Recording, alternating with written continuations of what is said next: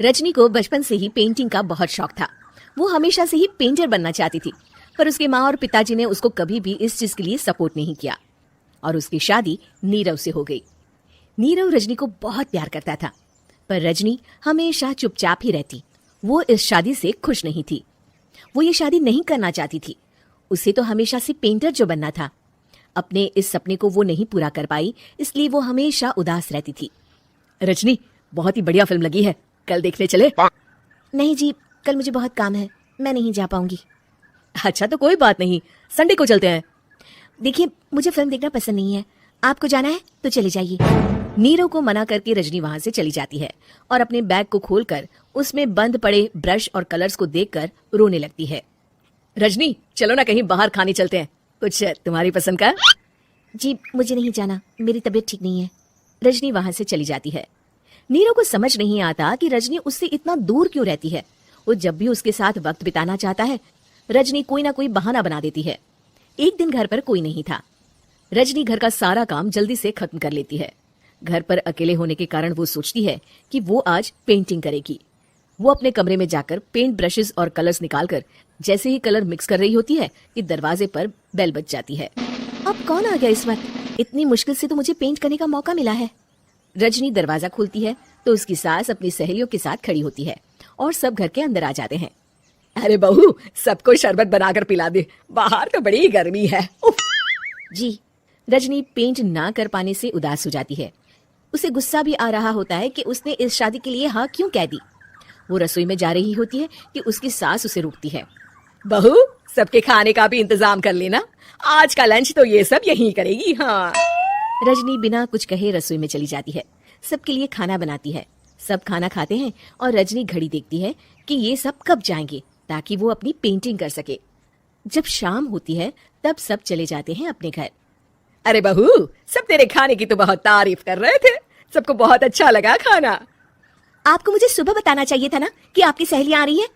पता भी है कितना वक्त लगा सारा खाना बनाने में। अरे बहू, तू ऐसे कैसे बात कर रही है मुझसे? तो और कैसे बात करूं?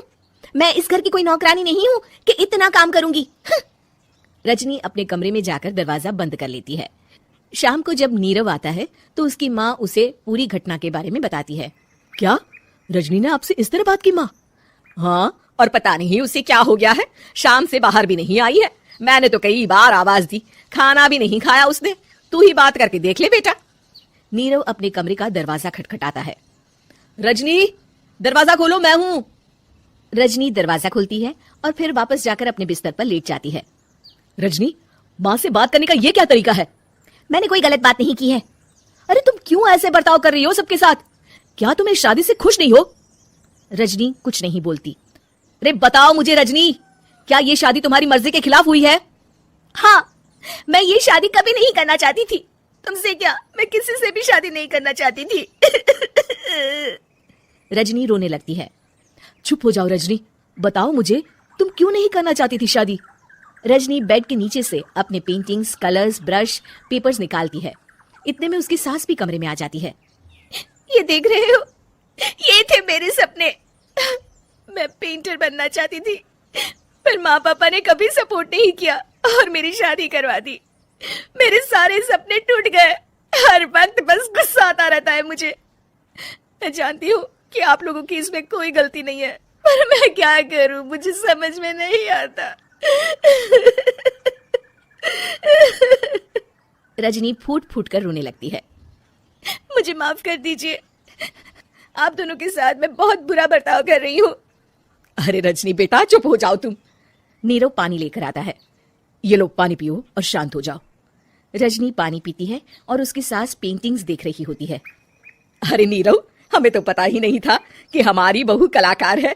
अरे कितनी अच्छी पेंटिंग्स बनाई है, देखो तो। ये वाली तो मैं अपने कमरे में ले जाऊंगी। आपको ये पेंटिंग्स अच्छी लगी? अच्छी नहीं, बहुत अच्छी लगी। और तुमने हमें बताया क्यों नहीं? तुम जब चाहे पेंटिंग कर सकती हो रजनी। हम तुम्हारे सपनों को पूरा करने में तुम्हारा पूरा साथ देंगे। हाँ बेटा, हम कला की कद्र करते हैं। हम कलाकार तो नहीं, पर मुझे गर्व है कि मेरी बहू एक कलाकार है। रजनी, नीरव और सास तीनों हंस पड़ते हैं।